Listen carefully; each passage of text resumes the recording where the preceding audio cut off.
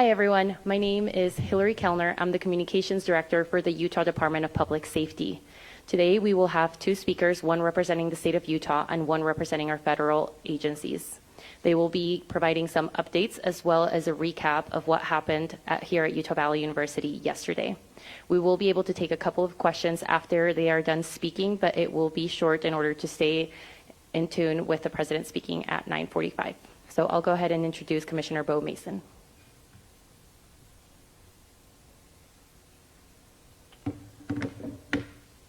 Good morning. I am Bo Mason, Commissioner for the Utah Department of Public Safety. I'd be remiss if we didn't start off today and recognize the significance of the day. Historically, on 9/11, law enforcement has come together as a group to recognize and honor those that sacrificed to preserve the ideals of this country, the freedoms of this country. And instead, we find ourselves today hunting a murderer who chose to violate our rights, the rights of an individual within this country. Just to recap yesterday's events, at around 12:20 p.m., political influencer Charlie Kirk was at Utah Valley University participating in a student-sponsored event with Turning Point USA. Charlie was shot at that event. He was transported to a local hospital where he later passed. Last night, his body was moved to the state office of the medical examiner. We will continue to facilitate movements to get him home today and with his family. Yesterday, during the investigative process, we located a couple of persons of interest. We interviewed those individuals, and after releasing them and after clearing them of being suspects, they face scrutiny, they face threats. We asked the public to be patient with the investigative process. These individuals were not suspects, they were people of interest. We ask that you do not impose into those people and that investigative process. They don't deserve that harassment for being subject to that. I'd like to thank all the investigators that are involved in this. They have worked around the clock.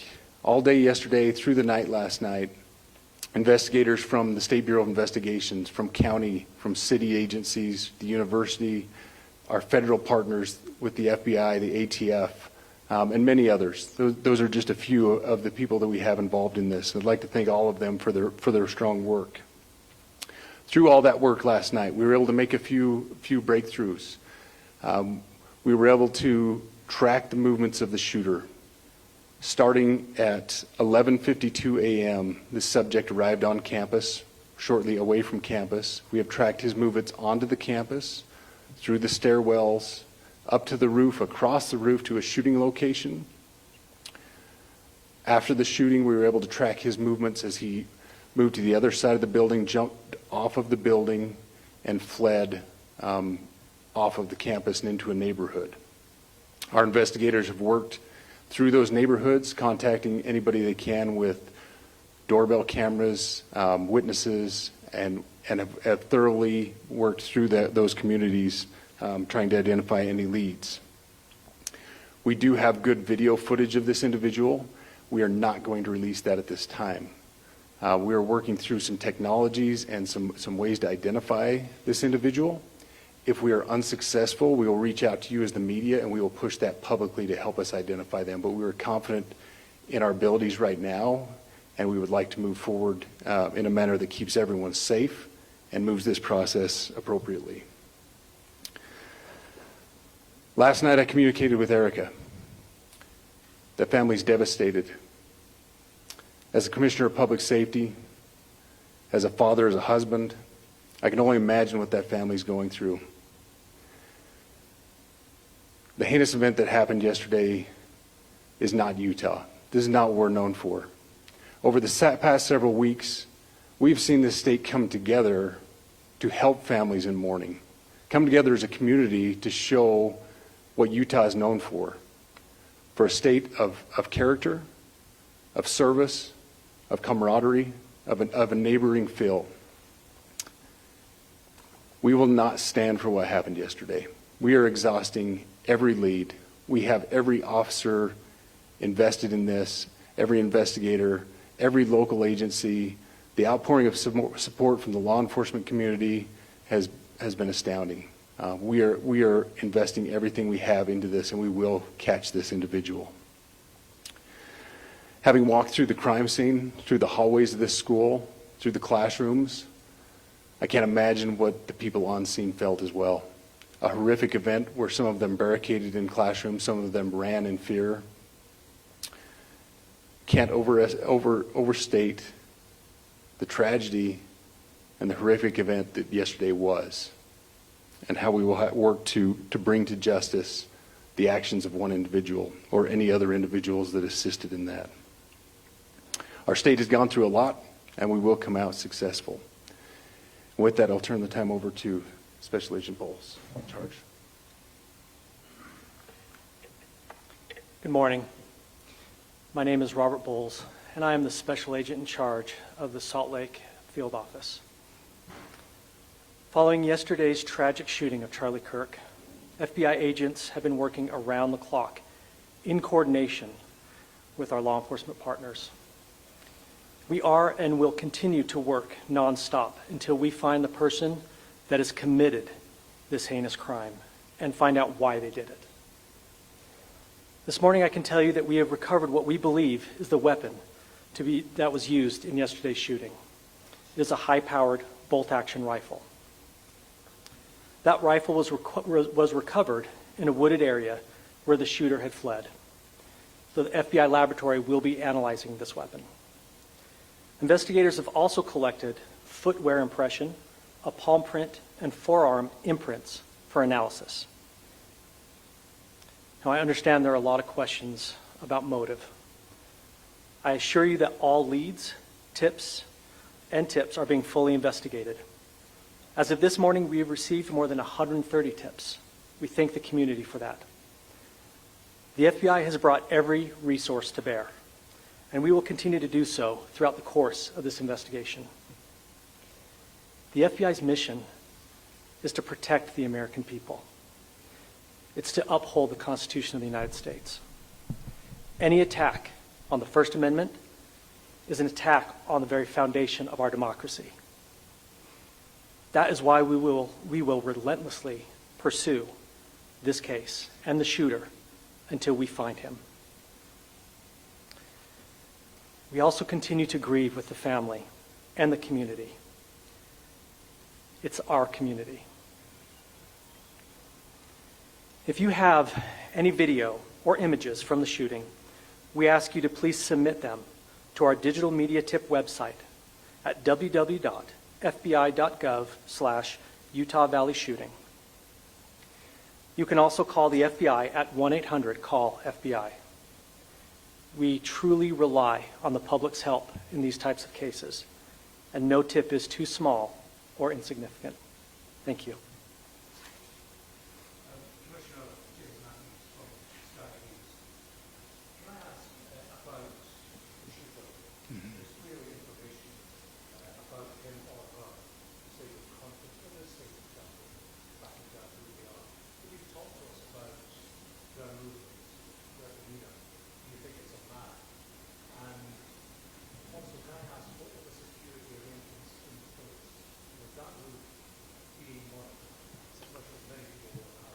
Absolutely. So what I'll release about the suspect is suspect blended in well with a college institution. We're not releasing many details right now, and we will soon. But right now we're not. But that individual appears to be of college age.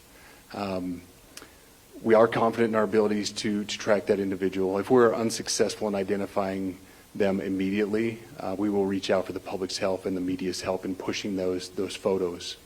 That was a new development overnight, working through the night studying those cameras. So that's something that's new and that we're working through right now. As far as the security, I cannot speak to that. Neither the Department of Public Safety nor the Federal Bureau of Investigation was involved in the planning or security of this event, and that'll have to be a question later for other agencies.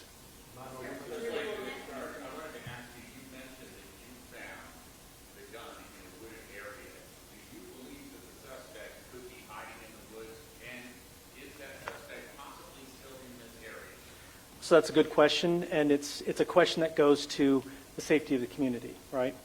No, not in those woods. We've walked through those woods and secured it. As to the community, I can tell you that this was a targeted event. We don't believe that the community is at risk. However, we are exhausting every resource to find him, and we will do so.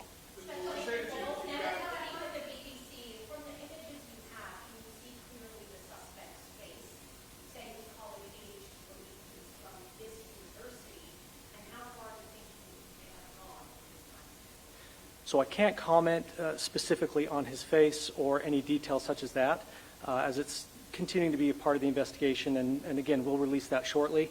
However, we're doing everything we can to find him, and we're not sure how far he has gone yet, but we will do our best. We have images of the suspect.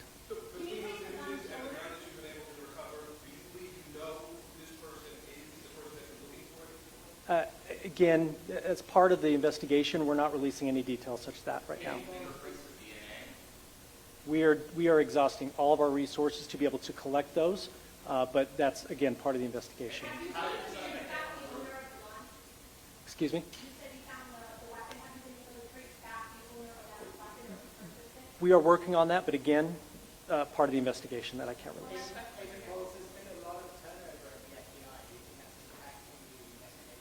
Not at all. We've got complete and total support from everyone, from the director on down, and it's been an incredible supportive environment so far.